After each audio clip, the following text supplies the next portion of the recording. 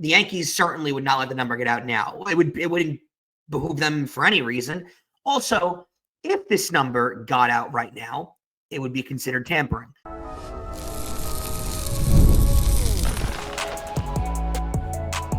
You are Locked On Yankees, your daily New York Yankees podcast. Part of the Locked On Podcast Network, your team every day. Welcome to Locked On Yankees, which is part of the Locked On Podcast Network, your team every day. Thank you for making us your first listen every day. I'm Stacey Gotsoulias. You can start the season with a big return on FanDuel. New customers can place a $5 bet, and you'll get started with $150 in bonus bets if you win your first $5 bet. Visit FanDuel.com to get started. With me, as usual, my co-host, Brian McKeon. Brian, did you have a lovely weekend? Yes, lots of football, so a great weekend. Yes, there was a lot of football. Before we get started, don't forget, subscribe to Locked On Yankees on whichever podcasting platform you prefer. Subscribe to our channel on YouTube, like our videos, hit the bell so you're notified when our videos go live. On today's show, which would be worse? Juan Soto going to the Mets or Juan Soto going to the Red Sox? Also, are the Yankees in on Christian Walker? But first, a few false Soto reports over the last week or so, but we're going to start off with this one report that people were freaking out about all weekend because Randy Miller of NewJersey.com was on FAN and said the Yankees won't pay more than $550 million for Soto, and everyone ran with this. Yeah, I don't know where that report would have came from exactly in the organization, right? Like every time I see a report like this, I try to go by, okay, who would this guy know in the Yankee organization? And I don't know anyone he would have known. And I don't know where he could have connected this. And I also don't know who in the Yankee organization would have necessarily given up this information anyway. If the Yankees have a set number on what they're planning on paying Juan Soto or what final number they want to get to, there's probably 3 or 4 people that actually know what that number is. And one of them is Hal Steinbrenner, and one of them is Brian. And another one of them might be another Steinbrenner. Other than that, there is no chance that an NJ.com reporter is going to be privy to that information. And there's certainly no chance he's going to be privy to that information if there's a threat that he could go to WFAN with that information. Right. So I always say during these high-intensity contract negotiations, be careful. Be careful what you believe. Be careful who you get your reporting from, because there's not a guarantee a lot of them are true. And I can't imagine that's the number the Yankees are going to stop at. Right. No, not after all of these declarations coming out saying that, the Yankees are going to try for Juan Soto. They're not going to stop with Juan Soto. They're going to spend a little more money after they sign Juan Soto. They want him to know that they want to make the team better around him. And why would 550 be? 550 would not be the number. And so many people were freaking out about this. And Randy Miller is one of those writers like, yeah, okay. So he writes about the Yankees, but he's also one of those guys who writes, I don't want to say negative stuff, but his articles are kind of like when you see something written by Phil Mushnick, like that it's him. So when you see a headline in Google coming from NewJersey.com, you're like, oh, that's a Randy Miller article. Like, his MO when he writes. And I just find it unreal that people are running away with this from Randy Miller, of all people. Again, the 550 is way too low. It would never come out. Not now. No. I think we're only going to find out their final number if they don't get Soto, and I don't think it's going to be 550. I mean, I'm almost. Let's be realistic. Hold on. Almost willing to bet my hair, but not quite. Let's be realistic. I think every team that's seriously involved in the Soto conversation has had the conversation of what their final number is. Every team's got a final number of what they're willing to pay and the highest amount that they're willing to go to. Now, some of them may get to that actual number. Who really knows? Some of those numbers might be lower than anticipated. You're not going to find those numbers out, like you said, until Soto doesn't sign with said team. But the Yankees certainly would not let the number get out now. It wouldn't behoove them for any reason. Also, if this number got out right now, it would be considered tampering. So it's also illegal in baseball's rules for this number to come out. So there's no way that Randy Miller was able to get with it. Now it could be an educated guess. It could be I guess it could be an educated guess. My only thing is, why would that be the number that stops everyone? I do want to say an update on the Soto stuff. It did seem like a week ago there were a lot of reports out there that he was going to get $700 million. That was the number that was floating out there. And those reports have kind of cooled off in the last week and a half. It's kind of come down a little bit. Now the rumors are around 660, 650. So we'll see where he actually does wind up signing. It does kind of feel like he had financial discussions with teams and was kind of given the inclination he ain't getting $700 million. So maybe he does realize that. Maybe that's where the reports are going right now. I think the number is going to be somewhat in the 650 range. That's what it feels like to me. And all these teams have different negotiation tactics. And I don't know how true this is, because the Yankees, when it comes to negotiating, are usually one of those teams that's a little more buttoned up than most. They don't let a lot of information really get out there. But maybe the Yankees allowed a 550 number to get out there. So when they turn the table and offer 650, it looks like he's getting blown out of the water. And he's in love with the offer and goes for it and everything like that. Who actually knows? I don't know. Hal Steinbrenner usually holds his negotiations pretty close to the vest. So I doubt that a number would get out there. But you never know. I just, these stories are worth discussing because it took the storm of Yankee chatter over the weekend, and it kind of upsets me because there are so many false reports that come out every single, it feels like, day with Juan Soto. And this was just one of them that I don't think is going to be anywhere close to where the bidding closes up with him. Yeah, and the other thing was, he claims that the Yankees are going to finish fourth in the bidding war behind the Mets, the Red Sox, and the Blue Jays. And it's like, well, where are you getting that from also? Like, that's just an educated guess. There was another thing connecting Soto with the Red Sox that got debunked, I believe, or because, some person was claiming that Soto was signing with the Red Sox. That immediately got knocked down. But then there was someone else, Hector Gomez, was saying that he was saying that he heard the Red Sox were going to offer him 12 years, 650, I think was the number. And that then there was another report that Soto spoke with Rafael Devers for an hour and that he wants to play with the Red Sox. And it's like, okay, we need to stop lying about all this stuff, because that also got shot down to the point where Jeff Passan was like, happy Thanksgiving. I'm glad that, legit reporters are not making false claims about Juan Soto on this day. And Juan Soto is being smart enough not to do anything on this day. And I don't know. You haven't seen anything out of Jeff Passan. You haven't seen anything out of the other really credited baseball reporters. That's the thing. If you don't see anything out of the ones that you usually hear from when it comes to this sort of stuff, then don't believe anything. Just those big guys, Passan, I would say Rosenthal, and even Heyman. I know Heyman screwed up the arson judge thing, but big one. A few reporters got fooled by the judge thing, because even local San Francisco reporters got fooled by that as well. But we just have to be careful with this stuff. But again, the 550 is just ridiculous to me. And the thing that annoyed me about it was people who are usually smarter when it comes to rumors on social media and tweets, and I guess now Blue Sky posts and all this stuff. Like, people who are normally smarter about that were falling for this nonsense. And that was just driving me crazy all weekend.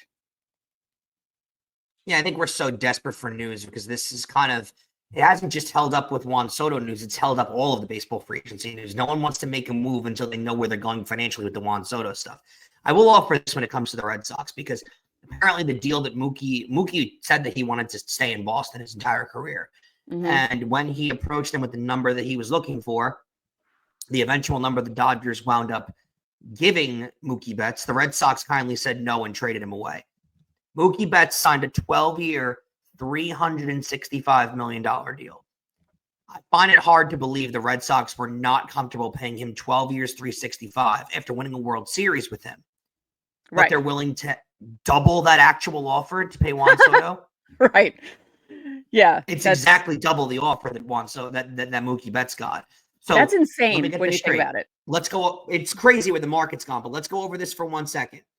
Their MVP, homegrown talent that won a World Series with them. They traded him away for 2 prospects that didn't become anything. They didn't know that, but they traded him away to a team that the Red Sox, this was not a Aroldis Chapman situation where they thought there was a chance that they could get him back. They knew the Dodgers were going to extend him. They traded Mookie Betts away, their homegrown MVP, World Series champion, and declined this contract offer. And instead are going to sign Juan Soto to a deal worth double that exact same offer. I find that very, very hard to believe. Yeah.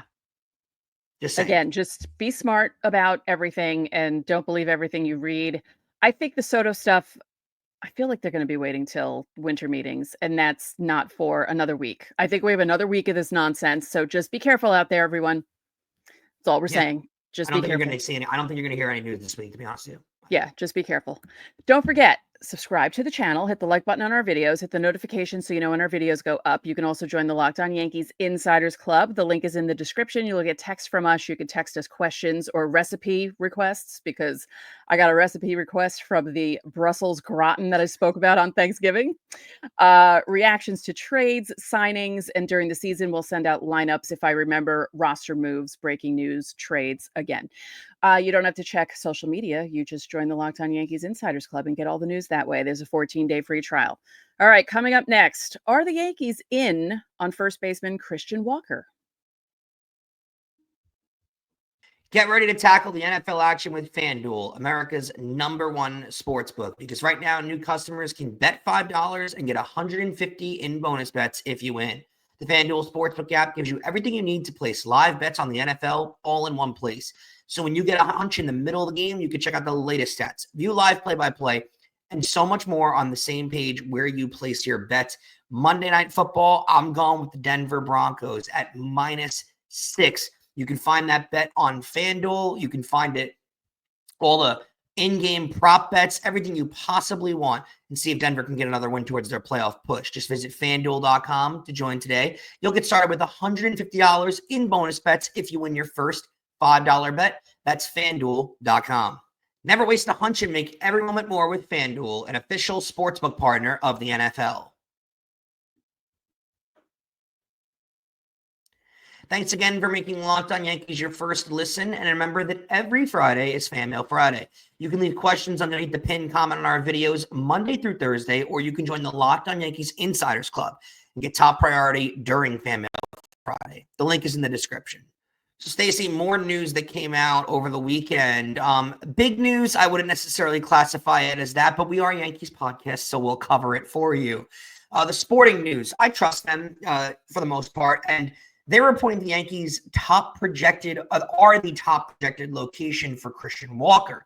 I find this report interesting because I do think that's one of the locations Walker can go after, and I do find first base to be the Yankees' top priority, other than Juan Soto, of course. So while first base is a priority, I thought, what is the only thing that can hold the Yankees off of the Christian Walker trade and now signing? What is the only thing that can hold them back from wanting to actually acquire Christian Walker? And to me, the only thing that would be financial. And because they're going to have to allocate where they put their money, if it's going to be in starting pitching or relief pitching or around the infield, into different positions, they're going to have to really, spend with a little bit of savvy this offseason to try and get under the luxury tax, which is what they're going to try and do, or try and get under that Cohen tax, which is what they're going to try and do. Now, the projected number for Christian Walker is 3 years, $66 million, bringing him in at $22 million a year. I love that deal. And I'm one of those who I've kind of leaned into. I would love Cody Bellinger to be the first baseman next year. I think short term, Cody Bellinger is a much better player for the Yankees.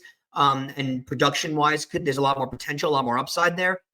But the Christian Walker deal could be a really, really solid deal at that price. A starting first baseman for $22 million a year.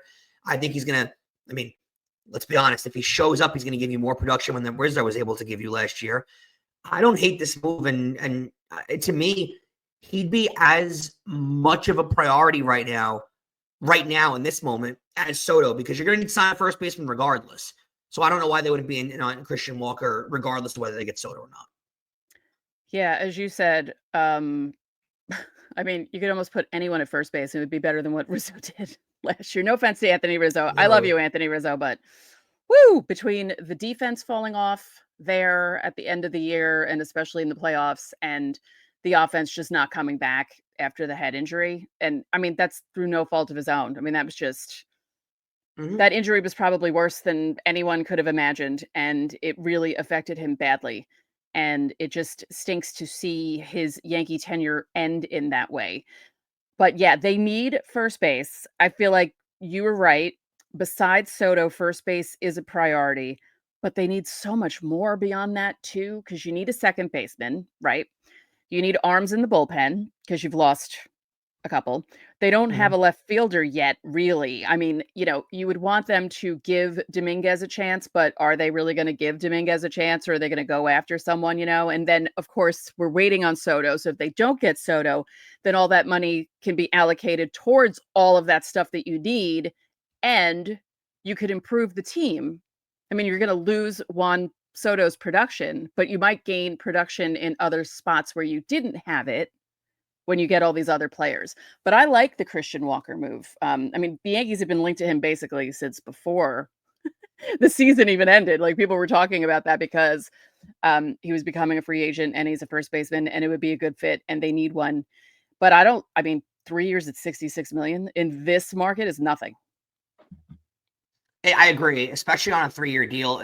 We've seen over the years, if this becomes a bad signing where he just flops as a Yankee and can't play here, you can get out of a 3-year deal pretty easily. So I don't think that's really a problem. And it also, too, I would note, all of the big market spenders that are out there, the Yankees are by far the one that's most desperate for a first baseman. Now, does that help Christian Walker in his negotiations?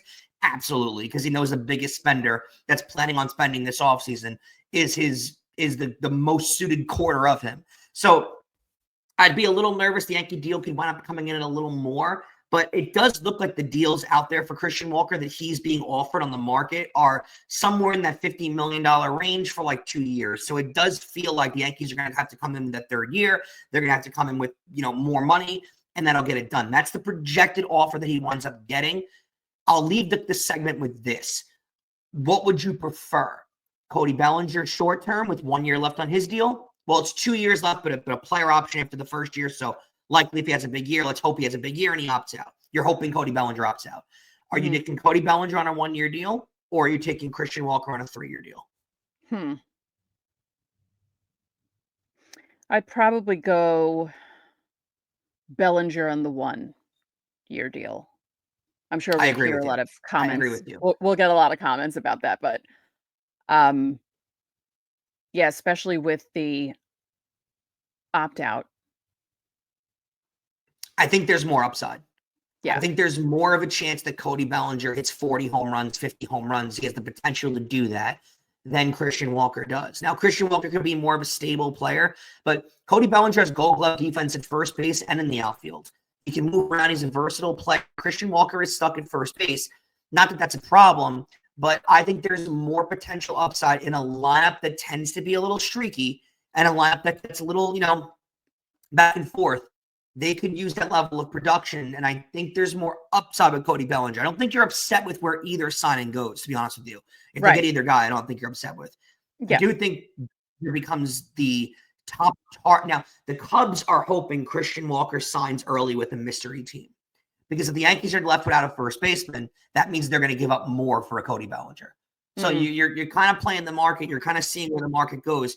So if they really want Cody Bellinger, I think they'd try to trade for him sooner rather than later, because it kind of becomes contingent on where Christian Walker winds up. But it's all this, freaky movement and stuff like that. You got to be really aware of where guys wind up. I think Cody Bellinger more upside, and the shorter term intrigues me more. But still, I don't think you leave this offseason upset with either guy. If you get either guy at the end of this offseason, I think it's a successful move on the first base side of things. Of course. Yeah. I mean, either guy is a tremendous upgrade compared to what you've gotten out of Rizzo the last 2 years. By far. Yeah. Like, it doesn't matter if Walker isn't a home run hitter. Just the defense alone would be so much better than what Anthony Rizzo was giving us, especially this past season.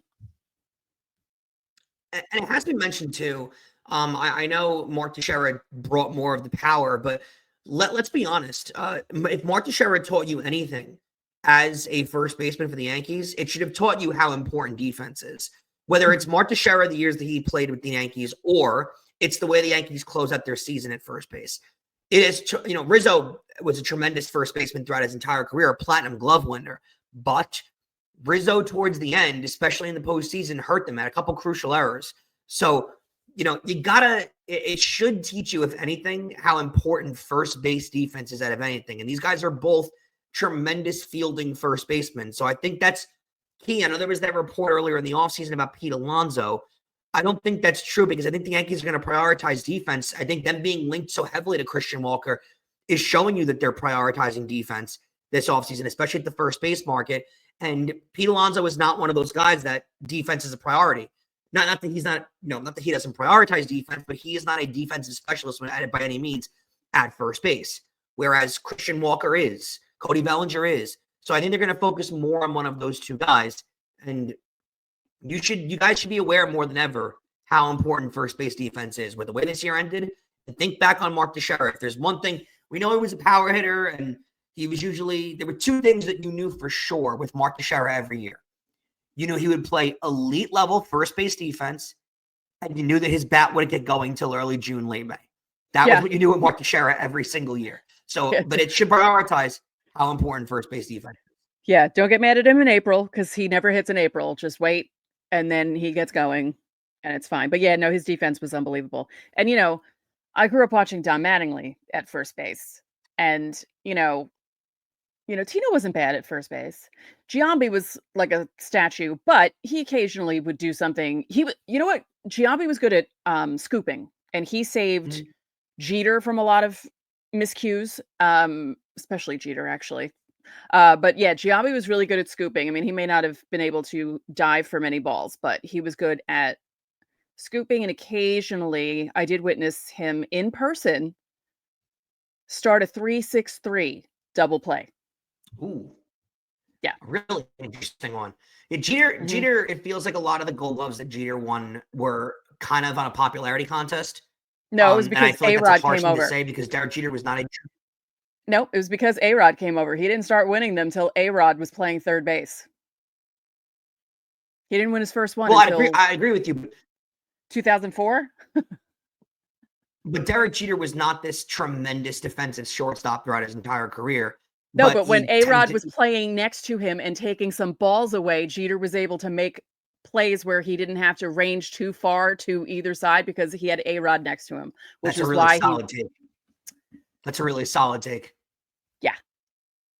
Just saying. I mean, Jeter should thank A-Rod for a lot in that part of his career because, people forget A-Rod was the better shortstop by far defensively, and he was like, I'll go to third. Get me Greg Nettles. He'll teach me how to play third base. And he did. And he did pretty well. So, yeah. All right, coming up next. What would be worse? Juan Soto going to the Mets or Juan Soto going to the Red Sox? I love attending live events, especially concerts. My favorite band of all time is Duran Duran. I've seen them 24 times. Now, I wish I had Gametime for those 24 times because I probably would have saved money getting tickets to see them. And with Gametime, getting the best tickets for every live event, no matter what it is, has never been easier. They have a new feature. It's called Gametime Picks, which does all of the hard work for you. So instead of searching through thousands of tickets, Gametime Picks filters out the fluff and shows you only the absolute best deals on great seats. And if that wasn't enough, they have all-in pricing. So you toggle on it. It shows you the full price up front. No surprises at checkout. You also get seat views. So if you've never been to a specific venue, you can see a panoramic view from your seat and you can decide exactly where you want to sit. Take the guesswork out of buying tickets with Gametime Picks. Download the Gametime app, create an account, and use code LOCKEDONMLB for $20 off your first purchase. Terms apply. Again, create an account.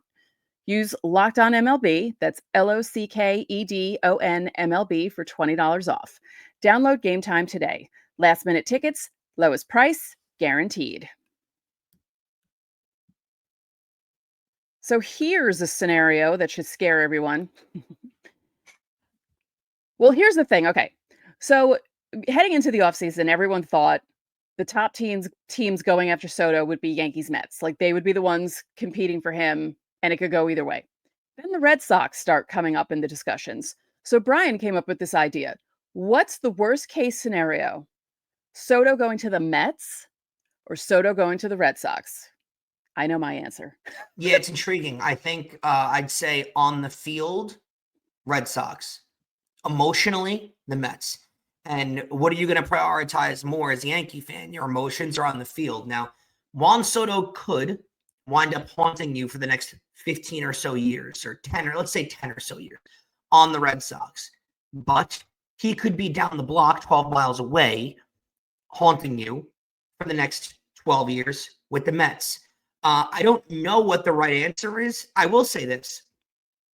If there's a team that I trust more to not prioritize play around Juan Soto or support around Juan Soto, it's Boston. If there's a team that I don't believe will spend as much around Juan Soto, it's Boston. If I think there's a team that won't win as much with Juan Soto, it's Boston.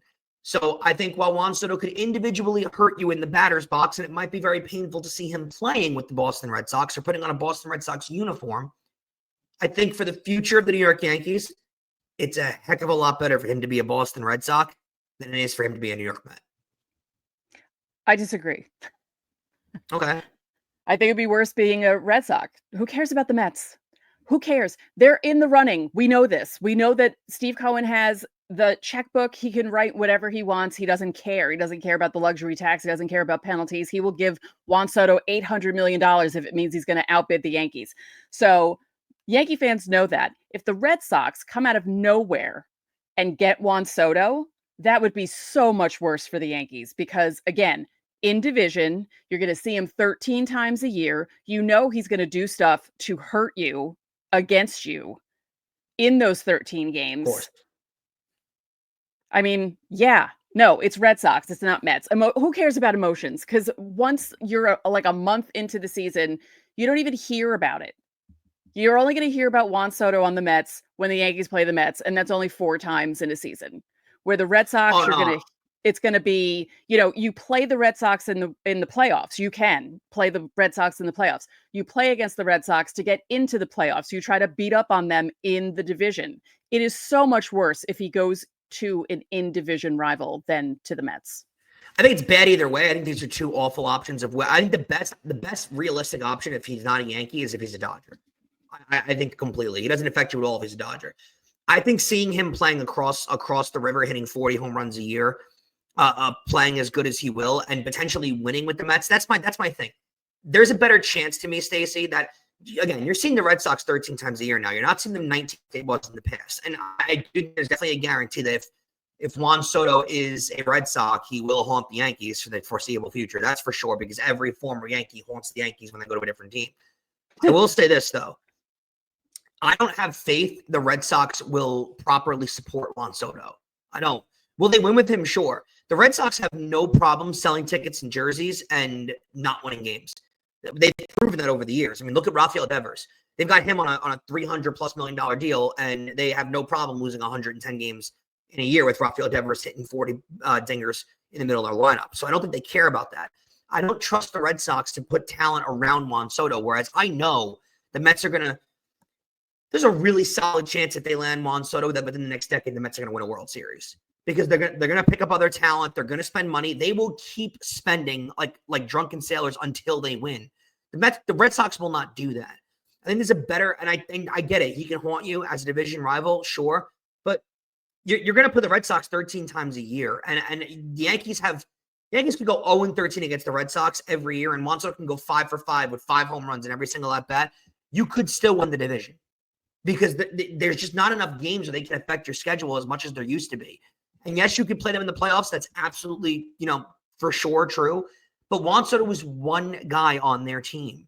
They are beatable. I think the Mets become this powerhouse that's hard to get through, and seeing it in your backyard constantly every single day in the tabloids of Juan Soto in a Met jersey is so much harder than seeing him with the team that's probably not going to spend a lot of money if they wind up getting Juan Soto. It's the Mets. It's the Mets. It doesn't matter who they spend money on. Steve Cohen's going to be like George Steinbrenner. He's going to spend money on the wrong people. It's going to happen. He already did. But He what did it with happened? Max Scherzer, and he did it with Justin Verlander, and he had to send those guys away. But what happened? What happened with George Steinbrenner? Once he hired the right guy, the Yankees wound up winning World Series. Once he got suspended and the guys could work on the farm system and make sure that he didn't touch things, that's when the dynasty started. Who hired that guy?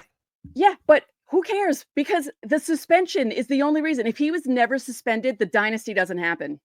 The dynasty does not happen. He'd be trading away Mariano Rivera. He almost traded away him. He would have traded away Posada. He would have traded away Bernie Williams at one point. Doesn't matter who he hired. It was the suspension that made that happen. Yeah, I've heard that point a million times, and I vehemently disagree with that. I think Gene Michael is the reason why the dynasty happens at the end of the day, because Gene Michael was the one who had the guts to tell him, no, you're not trading these guys. You need to let them develop. He gave him that mindset. And while the suspension may have not allowed George Steinbrenner to step in and put his sticky fingers inside the stew, it still was Gene Michael that set the team up for that success, or for the future of that success. And there's potential that David Stearns is that guy in this corresponding scenario that we're creating. We don't know that for sure. But it doesn't necessarily mean that he's a clone of George Steinbrenner that's going to make the wrong signings. Has he made mistake signings so far? Absolutely. But sitting here and saying the Mets aren't going to win because they're the Mets is because the Mets are going to keep spending and spending and spending and spending and spending and spending and spending until they get a World Series. They just are. That's what's going to happen. They're going to keep spending until they win one. And I have a lot. This point was very, very, very good. I could have given you this exact same point 20 years ago on the Boston Red Sox. I could have. If this was 2000 and Derek Jeter was a free agent, let's just paint the picture, and the Red Sox were also after Derek Jeter, I could have said, who cares if the Red Sox get him? They're never going to win. They haven't won since the early 1900s. They're not going to win another World Series. Bernie Williams? Bernie Williams. Exactly. He almost went to the Red Sox. Yeah. Paint whatever player you want, right? That's true, though. I mean, it could have been Tino Martinez, Paul O'Neill. It could have been any player in the Yankee dynasty that could have wound up leaving and going to the Boston Red Sox. Now, free agency wasn't exactly the monster that it is today back then, so it's a little bit of a tricky scenario. But let's just paint that picture, right? I could have sat here and told you pre-2004, specifically in the 2003 offseason after the Red Sox lost an ALCS on a walk-off in heartbreaking fashion to the Yankees, I could have sat here and said, so what if the Red Sox sign name player here? They're never going to win a World Series. We know they're never going to win a World Series. They haven't won one. They're just going to Red Sox it. They're going to Buckner it. They're going to do whatever it is. And then what happened? The Red Sox won 4 championships in their next 20 years. And now no one's surprised when the Red Sox win a World Series. The Mets could Mets this all they want. At a certain point, if you spend enough money, it's going to click at a certain point. It just is.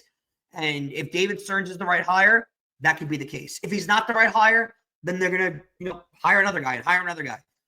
It's just tricky. I think that baseball, if anything, has proven to us that it doesn't really necessarily always matter if you get the individual great talent, because there's a lot of individual great talents on teams in baseball that don't win championships. And it's because the supporting cast around them is not good. And I don't trust the Boston Red Sox to give Juan Soto a proper supporting cast to go out there and win. Whereas I do trust the Mets to do that. Or at least I trust the Mets to put the effort in to do that. And it's been proven when Juan Soto has a supporting cast around him, they can win. And I don't trust them. I don't trust the Boston Red Sox to do that. I just don't. I still think Boston is the worst one just because they're the rivals. I don't care about the Mets. I've never cared about the Mets. They're not a rival. And hey, if they do win a World Series with Juan Soto, good for them. Good for them, because they haven't done that since I was 12. And it would be nice to see them do that because, I mean, God, their fans need something. They were so close in 15, too, against the Royals. And I really thought they were going to. And then, whatever. What game was that?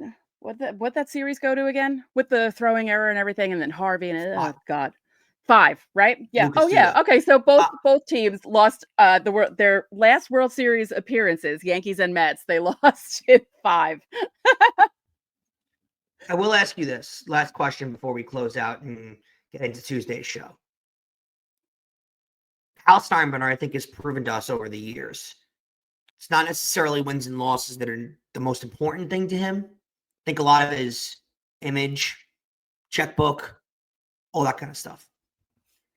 If there's a scenario Steinbrenner roots for more, Mets or Red Sox, what's the worst case scenario for Hal Steinbrenner? Wait, say that again because you cut out. What's the worst case scenario for Hal Steinbrenner, Mets or Red Sox? For him, oof. Both are bad in different ways. Just like it would be bad for us in different ways if Soto went to the Mets or Soto went to the Red Sox. Again, your biggest in-division rival wins a World Series with Juan Soto. That's bad. Your in-city rival, but not really. You're just rivals with him because you both have a lot of money and you both want to sign big players. I don't know. I don't know how his mind works in that sense. I think his nightmare scenario is the Mets. I do. I think getting outbid publicly by Steve Cohen for a guy who last year hit 40 home runs and let's be real. Yeah, but we're all expecting that, aren't we? There's a guy with his face on a Yankee pen. Right? We're all expecting it. We're expecting the Mets with, to outbid the Yankees for Juan Soto. Right? You're expecting it. I'm expecting it. I'm not expecting Juan Soto. I'm not expecting Hal Steinbrenner to outbid Steve Cohen. I would be shocked. I agree. If that happens. I think if there's a guy whose face is the image. I think if there's a guy whose face is the image of the Yankees getting to the World Series more than anyone, I think it's Juan Soto because of the home run against Cleveland. So I think Hal Steinbrenner is really fearing a big outbidding and seeing Juan Soto winning a National League pennant or a World Series in a Met uniform across town. I think he's more concerned with image than he is with winning. Yeah. So we'll see. It's going to be a really fascinating offseason, and it's going to be really fun to read the tabloids wherever he winds up going. That's why I think the 550 number is complete BS. Yankee fans would want Hal to sell the team if he did that low ball of an offer for Juan Soto. There's no way their final offer is going to be 550. Yeah. People would call for his head at that point. Like, honestly. If they're serious about wanting Juan Soto, there's no way his final offer will be less than $600 million. Right. There's no way. Yep. God, we're going to have to talk about this for at least another week. It's awful. Thank you for making Locked On Juan Soto your first listen today. Just kidding. Thank you for making Locked On Yankees your first listen today. For your second listen, find Locked On MLB. Baseball guru Sully brings you a daily blend of humor and baseball, keeping you updated on every rumor about Juan Soto and storylines throughout this offseason. Find Locked On MLB on YouTube or wherever you listen to your podcasts. So that'll do it for this edition of Locked On Yankees. I'm Stacey Gotsoulias. And I'm Brian McKeon. We'll catch you tomorrow.